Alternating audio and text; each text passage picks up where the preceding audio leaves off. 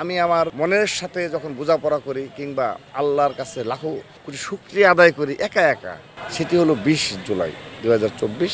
সেই শনির একটা দুনিয়া কলেজের একটু সামনে ওই পাশে আমরা তো স্বাভাবিকভাবে যখন আপনার উপরে হেলিকপ্টার আসছে ওখানে, তখন সবাই আমরা স্বাভাবিকভাবে কোনো বাসা দিয়ে নিচে চলে যাই আর কি। সবাই মানে পুরো রাস্তা রুট থেকে মানুষজন নেমে আমরা সবাই দৌড়ে গিয়ে চলে যাই। তো সেরকম হয়, তো আমরা দুপুর থেকে 20 জুলাই এসে দুপুর থেকে আমরা সেটা রয়েছি, বিচ্ছিন্নভাবে রয়েছি। পুলিশ সামনে একটু আগায়, আবার আমাদের নেতাকর্মীরা আগায় কিংবা ছাত্র জনতা আগায়, এরকমই কেউ টিনের নিয়ে আসছে, আগুন ধরানো, এরকম চলছে আর কি দুনিয়া কলেজের সামনে কারোর সামনে। তো এরকমই একটি মুহূর্তে, সেটি হলো বিকাল যখন 3:30 4টা বাজে, 4টার সময় আর কি, 4টার দিকে। তো আমরা স্বাভাবিকভাবে দাঁড়িয়ে কোনো সময় স্বাধীনতা ভবন নামে একটা ভবন আছে, ঠিক তার উল্টা পাশে। তো তার আগের দিন এই অনেকগুলো ভবন ঘেরাও করেছে ছাত্র জনতা, যায় যে কোথায় থেকে কে গুলি করে কেউ খুঁজে পায় না। তো আপনার যাত্রাবাড়িতে দেখবেন যে বিভিন্ন ভবন বিভিন্ন সময় যায় ছাত্র জনতা যায় ঘেরাও করতো যে এই ভবনে মনে হয় কেউ আছে।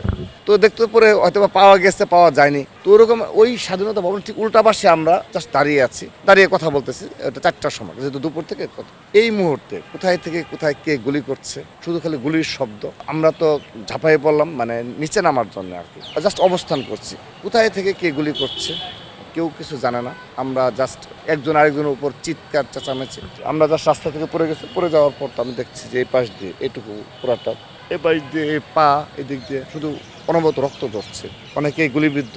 তো আমরা তো তখনও তো জানছি না যে গাড়ি আসছে কিনা। তো যার মতো দৌড়ে সবাই চলে গেছে। তো তখন আমি ওই পাশে গিয়ে একটা ফার্মেসিতে গিয়ে আপনার প্রাথমিক যে চিকিৎসা, যে এইটুকুতে আর এইটুকু আর হলো পায়ের ইটা জিন্সের প্যান্ট হয়ে গেছে ওটুকু। কিন্তু তখন আমার ভাবনা হলো যে এইটুকু নিয়ে আমি বাসায় যাব কিভাবে, কারণ আমার বাসায় তো ডেমরা লবণ গলে, আমার তো বাসায় যেতে হবে, আমার তো বাসায় পৌঁছতে হবে, কিভাবে পৌঁছবো। এর মধ্যে তো মোটামুটি 20 জুলাই বিকেল থেকে ওই সড়কটা সেনাবাহিনী পুলিশ সহ মোটামুটি নিয়ে নিচ্ছে, মানে পুরোটা র্যাব, পুলিশ, বিজিপির একটা বিপুল সংখ্যক বিকেল থেকে সন্ধ্যা।